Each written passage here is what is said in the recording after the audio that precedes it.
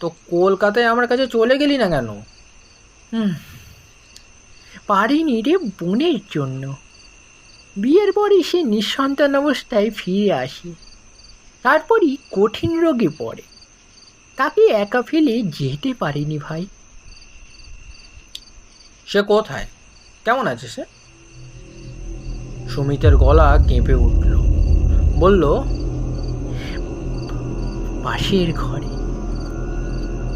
ঘন্টাখানেক আগে তার মৃত্যু হয়েছে।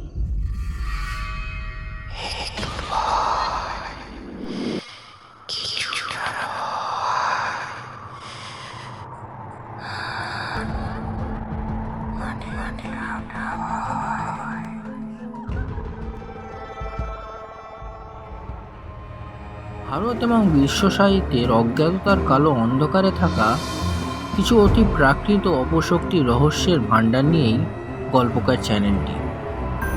এই চ্যানেলটিতে আছে একটু ভয়, কিছুটা ভয়, আরও অনেকটা ভয়। So stay connected. গল্পকার চ্যানেলে আপনাদের স্বাগত। আজকের গল্পের নাম গৌরীদের লেখা 25 বছর পরে। এই গল্পটি আমরা নিয়েছি দেব সাহিত্য কুটির প্রাইভেট লিমিটেড থেকে প্রকাশিত শুকতারার 101 ভূতের গল্প এই বইটি থেকে। সমস্ত প্রধান চরিত্রে আমি তুহিন। তাহলে চলুন শুনে নেওয়া যাক আজকের গল্প 25 বছর পরে। একগাদা চিঠির মধ্যে চোখে পড়ল একটা পুরনো খাম। অন্তত 7-8 বছর আগে তৈরি তো বটেই। খামটার গায়ে কাঁপা কাঁপা হাতে লেখা আমার নাম। তা দেখে রীতিমতো কৌতূহলী হয়ে উঠলাম। তাড়াতাড়ি খামটা খুলে চিঠি পড়তে শুরু করলাম। কাগজটাও ময়লা। নিচে নাম লেখা সুমিত চন্দ্র। খুব পরিচিত মনে হলো নামটা, কিন্তু কিছুতেই মনে করতে পারলাম না সুমিত চন্দ্রের সাথে আমার কবে কোথায় পরিচয় হয়েছিল। ভাবলাম চিঠিটা পড়ে যদি বোঝা যায়। চিঠিতে লেখা আছে, ভাই মনোজিৎ, নির্বান্ধব অবস্থায় পড়ে আছি বছরের পর বছর। আমি খুব অসুস্থ, সবসময় মাথার যন্ত্রণা হয়। শিমুলতলার এই বিশাল বাড়িটায় থাকার মধ্যে শুধু আমি আর আমার বোন। তাও বোন মৃত্যু শয্যায়। আমার পাশে এই দুর্দিনে কারোর থাকার একটা দরকার, কিন্তু কে থাকবে? হঠাৎই আমার তোমার কথা মনে পড়ে গেল। চিরকালই তুমি ডান পিঠে, ভয় ডর বলে তোমার কিছু নেই। তুমি এই সময় আমার পাশে থাকলে আমি অনেকটা নিশ্চিন্ত বোধ করব। আমাকে চিনতে পেরেছো তো? আমি মোটা। এইটুকু পরেই চিনতে পারলাম সুমিতকে, আমার স্কুলের বন্ধু। আমাদের দুজনের মধ্যে খুব ভাব ছিল। সুমিত ছিল ফর্সা, গোলগাল, নাদুস নুদুস ভালো মানুষ। ওকে আমরা বন্ধুরা নাম দিয়েছিলাম মোটা। সেই নামেই ও আমাদের কাছে বেশি পরিচিত ছিল বলে সুমিত নামটা চট করে মনে করতে পারিনি। খামটা ভালো করে দেখি অবাক হয়ে গেলাম। চিঠিটা শিমুলতলা থেকে পোস্ট করা হয়েছে 1 বছর আগে। খামের দামটা বেড়েছে, কিন্তু সেভাবে স্ট্যাম্প দেওয়া হয়নি। ভাবলাম তাই হয়তো পড়েছিল ডাক বিভাগে, তারপর দয়া করে কেউ সেটা পাঠিয়েছে। এতদিনে সুমিতের কি অবস্থা হলো কে জানে। ঠিক করলুম কালই রওনা হব। ক্ষতি কি? বন্ধুরও উপকার করা হবে, বেড়ানোও কিছুটা হবে। তাই কদিনের ছুটি নিয়ে যাত্রা করলুম শিমুলতলার দিকে। পৌঁছতে বিকেল হয়ে গেল। চিঠির তলায় ঠিকানা ছিল। স্টেশনে নেমে একটা রিক্সাওয়ালাকে ঠিকানা বলতেই সে কেমন করে আমার দিকে যেন তাকালো। তারপর বলল, ওই যে বাবু, অটো দাঁড়িয়ে আছে, ওদেরকে বলুন। অগত্যা অটো ধরে নির্দিষ্ট স্থানে যখন পৌঁছলুম তখন প্রায় সন্ধে হয়। অটো থেকে নেমে সুটকেসটা হাতে নিয়ে ভাড়া চুকিয়ে দিলাম। সেটি চলে গেল। আমি দেখলুম আমার সামনে এক বিশাল বাড়ি। বাড়ির চারিধারে পাথর মড়াকার শুকনো কুয়ো। মাঝখানটা একটা ঢিপির মতো উঁচু, তার উপর বাড়িটা। কি রং ছিল বাড়িটার এককালে আজ আর বোঝা যায় না। বাড়ির অন্ধকার নেমে আসছে বাড়িটার ওপর। ছাদের পাঁচিলে বিরাট ফাটল, তার গা চিরে বিশাল অশ্বত্থ গাছে শেকড় নেমেছে। মনে হচ্ছে বুঝিবা ভেঙে পড়ল। আমার গা ছমছম করতে লাগলো। এ কোথায় এলুম? নাকে ভেসে এলো একটা অশুভ রহস্যময় গন্ধ। একবার মনে করলুম যাই, ফিরে যাই। কিন্তু ছোটবেলা থেকে সাহসী বলে আমার একটা সুনাম ছিল। সেই কথাটা মনে পড়তেই দৃঢ় পদক্ষেপে এগিয়ে গেলুম বাড়িটার দিকে। সদর দরজা ভেজনেই ছিল। হাত দিয়ে খুলতে যাব, নিজে থেকেই সেটা খুলে গেল। সামনে দাঁড়িয়ে একটা লোক, বোধহয় কাজের লোক। আমি বললাম, আচ্ছা সুমিত আছে? আমি ওর বন্ধু। লোকটা স্থির দৃষ্টিতে কিছুক্ষণ আমার দিকে তাকিয়ে রইল। তারপর আমার সুটকেসটা তুলে নিয়ে সামনের দিকে এগিয়ে চলল। আমিও তার পিছু নিলাম। মনে হলো লোকটা বোবা। দালানের পর দালান, ঘর ফেলিয়ে এগিয়ে চলেছি তো চলেইছি। শেষে একটা প্রায় অন্ধকার ঘরে ঢুকে পড়ল লোকটা। আমিও ঢুকলাম। ইলেকট্রিক আলো নেই, মোমবাতিও কেউ জ্বালেনি। দেখলাম একটা ইজি চেয়ারের ওপর একটা মানুষের দেহ। এতক্ষণে চোখটা অন্ধকারে শুয়ে গেছে।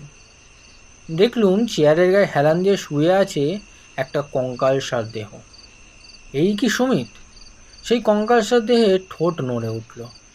সে বলল, মনোজিৎ, মনোজিৎ এসেছো?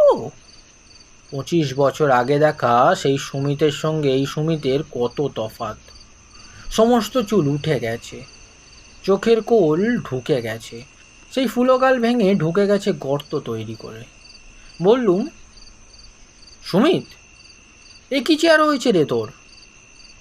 সুমিত হাসল। দেখলুম সে হাসিতে দাঁতহীন সুমিত আরো বিভৎস হয়ে উঠল। বলল, আজ 10 বছর হলো ভুগছি ভাই। মাথার যন্ত্রণায় পাগল হতে বসেছি। আমি বললুম, তুই চিকিৎসা করাসনি? তার পরিপ্রেক্ষিতে সুমিত বলল, করিয়েছি তো, কোনো কাজ হয়নি। তো কলকাতায় আমার কাছে চলে গেলি না কেন? পারিনি রে বোনের জন্য। বিয়ের পরই সে নিঃসন্তান অবস্থায় ফিরে আসে। তারপরই কঠিন রোগে পড়ে। তাকে একা ফেলে যেতে পারিনি ভাই। সে কোথায়? কেমন আছে সে? সুমিতের গলা কেঁপে উঠল। বলল,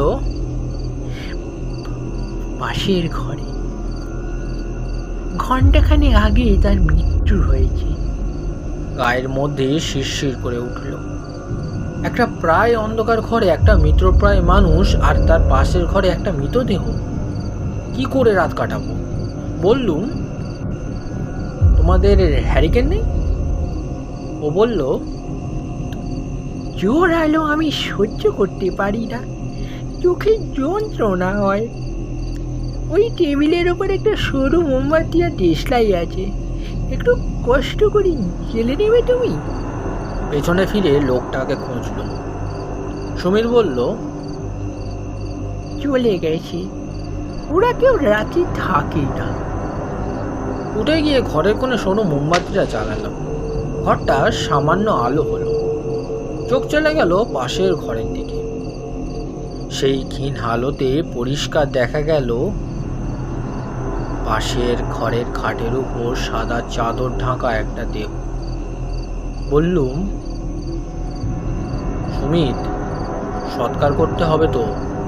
সুমিত বলল, কাল সকালের আগে হবে না, এত রাতে লোকজন পাবো কোথায়?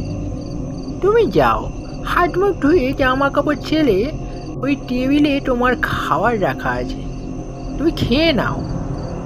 বললুম, কিন্তু তুই খাবি না? ও বলল, আমার হজম হয় না বলে ডাক্তার বিকেলের মধ্যে খেয়ে নিতে বলেছি। আমার খাওয়া হয়ে গেছে, তুমি খেয়ে নাও। সব কাজ সেরে খাটে এসে বসলুম। সুমিত এসে বসেছে খাটে, কিন্তু ওর সঙ্গে কথা বলবো কি? সমস্তক্ষণ চোখটা ওই পাশের ঘরেই চলে যাচ্ছে। আমার সামনেই মূর্তিখানের দরজা, তাই সোজাসুজি ওই দিকেই চোখটা আটকে যাচ্ছে। প্রচণ্ড অস্বস্তি হতে লাগলো। বুঝতে পারছি না কি করব। এমন সময় সুমিত বলল, দেখো, আমরা এই ঘরে কথা বলছি, ও ঘরে সুনীতির বোধ হয় শান্তি ভঙ্গ হচ্ছে। এক কাজ করি, দরজাটাই তালা দিয়ে দিই। অবাক হয়ে বললুম, তালা কেন? ওটা ভালো বন্ধ হয় না, বহুদিনের দরজা তো ফাঁক হয়ে থাকবে, একটা তালা লাগিয়ে দিলেই খুলবে না। সত্যি বলতে কি খুব খুশি হলো, মনে মনে সুমিতকে ধন্যবাদও দিলাম। সুমিত উঠল, দরজাটা বন্ধ করে একটা বিরাট তালা তাতে ঝুলিয়ে দিল। চাবিটা এনে রাখলো বালিশের তলায়, কিন্তু দরজাটা বেশ ফাঁক হয়েই রইল। কি আর করা যাবে, পুরনো দরজা। মনটাকে অন্যমনস্ক করার চেষ্টা করতে লাগলো। এমন সময় একটা খসখস শব্দ, কান খাড়া করে শুনল সুমিত। কে যেন আসছে মনে হলো। সুমিত তীর বেগে উঠে দাঁড়ালো খাট থেকে নেমে। পাশের ঘরের দিকে দৃষ্টি পড়তেই আমার হৃৎপিণ্ড বন্ধ হওয়ার উপক্রম করল। পরিষ্কার দেখলুম সাদা চাদর ঢাকা সুনীতির মৃতদেহটা খুব ধীরে ধীরে এগিয়ে আসছে বন্ধ দরজার দিকে। সুমিত চিৎকার করে বলে উঠল, এ তো সুনীতির পায়ের শব্দ, এই শব্দ আমি চিনি। সে আসছে, আমি জানতাম সে আসবে, তাই তো দরজাটা বন্ধ করে রেখেছি। আমার মুখ দিয়ে কথা বেরোচ্ছে না। আমি পরিষ্কার দেখতে পাচ্ছি অন্ধকারের মধ্যে সাদা চাদর ঢাকা দেহটা দরজায় ধাক্কা দিচ্ছে। সুমিত পাগলের মতো ছুটে বেড়াচ্ছে ঘরের মধ্যে, বলছে, সুনীতি, সুনীতির কথা শোনো, কালকেই তোমার আমি সৎকার করো বোন, তুমি একটু শান্ত হও, একটু শান্ত হও সুনীতি, শান্ত হও। আমি খাটের পেছনে নেমে দাঁড়িয়েছি। পালাতে চাইছি, পা দুটো আটকে গেছে ভারী হয়ে, নাড়াতে পারছি না। সুনীতি ক্রমাগত দরজা নাড়াচ্ছে। পরিষ্কার দেখলুম দরজার তালাটা ভেঙে পড়ল। হাট করে দরজা খুলে গেল। লঙ্কা বাতাসে নিভন্ত মোমবাতি দপদপ করে নিভে গেল। আর ঠিক সেই মুহূর্তে সুনীতির চাদর ঢাকা সবটা ঝাঁপিয়ে পড়ল সুমিতের ওপর। একটা চিৎকার, তারপর সব শেষ। ততক্ষণে ঘরের দরজা খুলে আমি ছুটতে আরম্ভ করেছি। পাগলের মতো ছুটছি তো ছুটছি, কতক্ষণ ছুটেছি জানি না। দিনের আলো যখন চোখে পড়ল তখন আমার জ্ঞান ফিরল। দেখলাম একটা বড় মাঠের মধ্যে আমি একা শুয়ে আছি। বুঝতে পারলুম এখানেই কালকে অটোটা আমাকে নামিয়ে দিয়েছিল। পাশে সুটকেসটাও পড়ে আছে। সামনের দিকে তাকিয়ে দেখি সেই বিশাল বাড়িটা আর নেই, তার বদলে পড়ে আছে ইট কাঠ পাথরের একটা বিশাল ধ্বংসস্তূপ।